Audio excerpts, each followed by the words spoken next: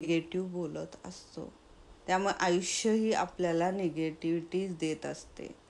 त्यामुळे आज आपण आयुष्याला थँक्यू म्हणायचं आहे. तू जे काही दिलंस मला माझ्या आयुष्यामध्ये त्याबद्दल आभारी आहे. त्याबद्दल मी आनंदी आहे. त्याबद्दल मी समाधानी आहे. त्याबद्दल तुझे थँक्यू. आणि जेव्हा तुम्ही आयुष्याला थँक्यू म्हणाल तर मग बघा कसं आयुष्य तुम्हाला चांगल्या गोष्टी द्यायला लागतंय. तर आयुष्याला चांगलं म्हणणं हे खूप इम्पॉर्टंट आहे. आपल्या नकळत जात राहतात त्या गोष्टी की नाही माझ्या आयुष्यात असं झालं, माझ्या आयुष्यात तसं झालं, माझ्या आयुष्यात त्यावेळेस अशीच गोष्ट झाली, तिने असंच केलं, माझ्या आयुष्यात हे झालं. आपण बोलतो ना, जनरल बोलतो, नाव घेतो आपण आयुष्याचं. माझ्या आयुष्यात असंच झालं, माझ्या आयुष्यात तसंच झालं. जेव्हा तुम्ही हे निगेटिव्हिटी त्याला द्याल तर तेच तुम्हाला परत देणार आहे. त्यामुळं त्याच्याबद्दलची जी काही निगेटिव्हिटी असेल तुमच्या आतमध्ये ती आधी लिहून पाडून टाका आणि आजपासून कंपल्सरी जीवनासाठी थँक्यू म्हणायचं आहे. तू जे काही दिलेलं आहे ते मला सर्वोत्तम दिलेलं आहे. बाकीच्यांपेक्षा खूप छान दिलेलं आहेस. त्याबद्दल तुझे मनापासून आभार. थँक्यू लाईफ, थँक्यू आयुष्य. हे कंपल्सरी रोज म्हणायचं आहे न चुकता. कारण जेव्हा तुम्ही आयुष्याला थँक्यू म्हणाल, कारण आपण आरशात जेव्हा एखादी गोष्ट बोलतो तर आरसा काय आहे हो? आरसा हा आपलं प्रतिबिंब आहे. जे आपण दिसतो तेच आपल्याला परत पाठवतं. तसंच आहे.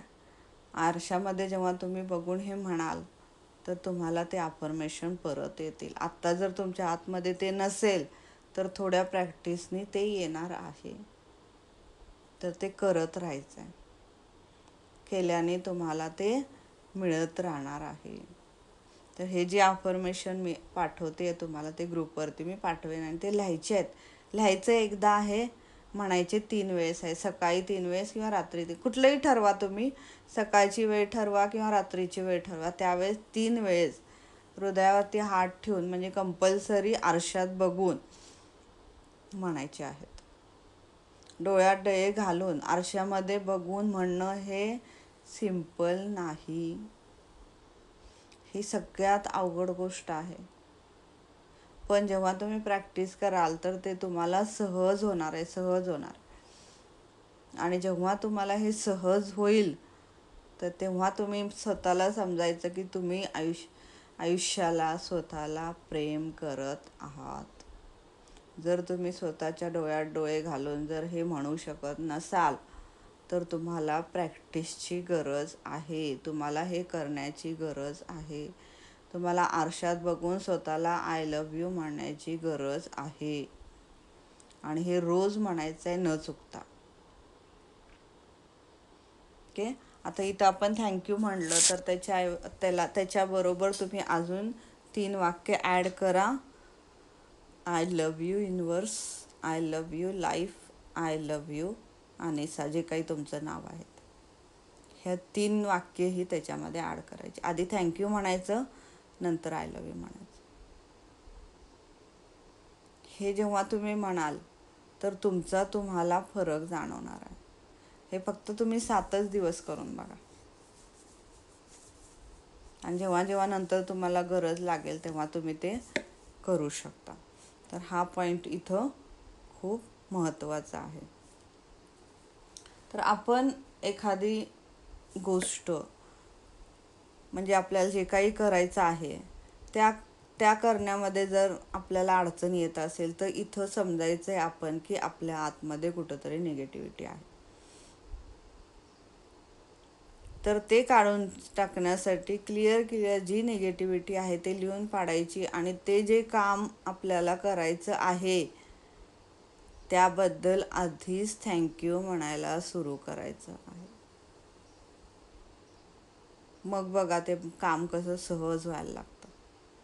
हे प्रत्येक गोष्टीबद्दल करायचं आहे. पटकन तुम्हाला कुठंही कोणत्याही परिस्थिती घटनांमध्ये लोकांमध्ये तुम्हाला जर ती निगेटिव्हिटी दिसत असेल तर पटकन आपल्या लक्षात आलं पाहिजे की आपल्याला इथं कमीत कमी एका तरी गोष्टीकडे पॉझिटिव्हिटी बघायची आहे आणि ते क्लिअर अफर्मेशनमध्ये वरदानमध्ये वाक्य तयार करायचं आहे. त्या व्यक्तीबद्दल असेल, त्या घटनेबद्दल असेल, त्या परिस्थितीबद्दल,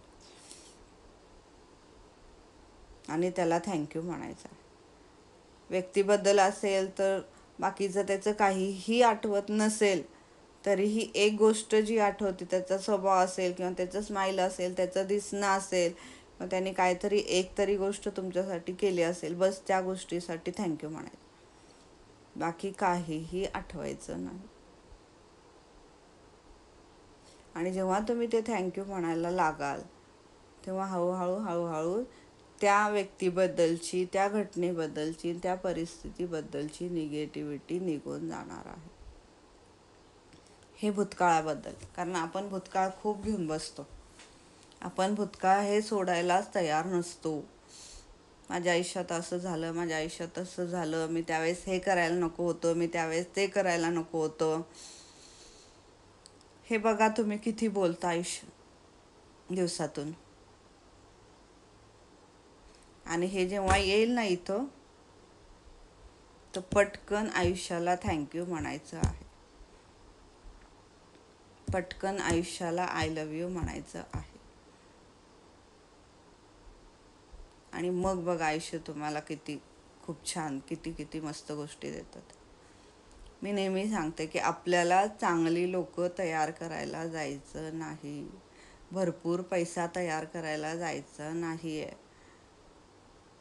ते सर्व जगामध्ये ऑलरेडी भरपूर प्रमाणात आहे. फक्त ते आपल्याला आपल्या आयुष्यामध्ये आणायचं. आणि ते आपल्या आयुष्यामध्ये आणायचं काम फक्त आपणच करू शकतो, बाकी कोणी करणार नाही. त्यामुळे करायचं हे तुम्हालाच आहे. तुम्हाला हे समजून घेऊ, हळूहळू जाणीवपूर्वक करण्याचा प्रयत्न करायचा. ओके. तर हे 4 पॉईंट आहे. ते पुढचं घेते. त्याच्या आधी याच्यामध्ये कुणाला काही विचारायचं असेल तर विचारू शकता. काही शंका असेल तुम्हाला, काही असेल. Supriya ma'am, Madhavi ma'am, Dhanashree ma'am.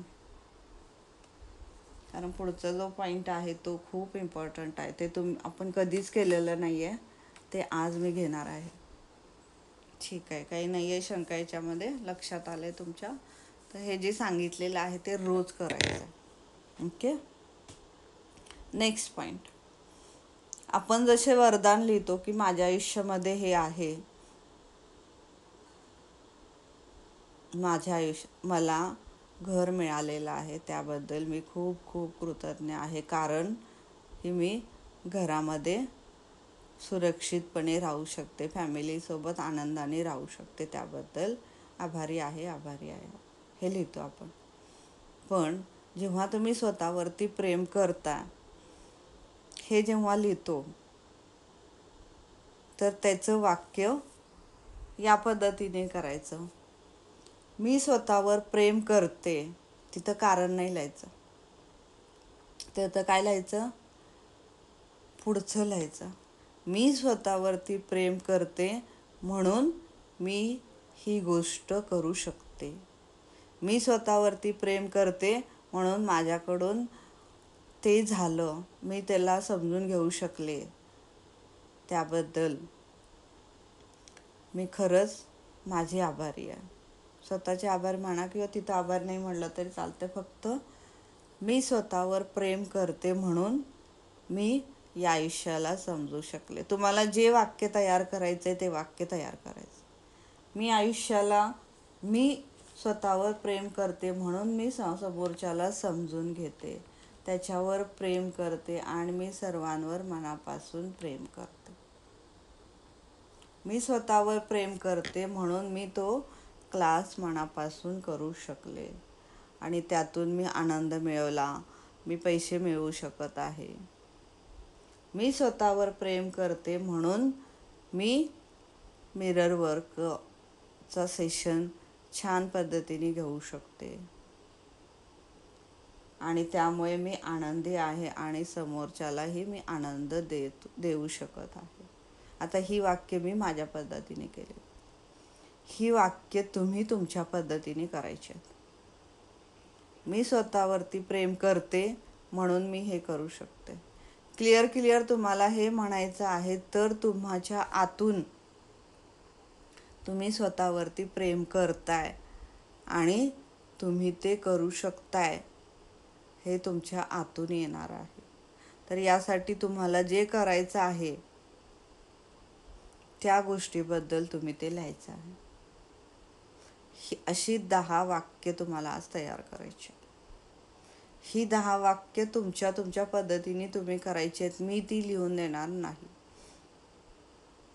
कारण तुमच्या लाईफमध्ये तुम्ही स्वतःवरती प्रेम केल्यानंतर काय करू शकता हे तुम्ही लिहायचं.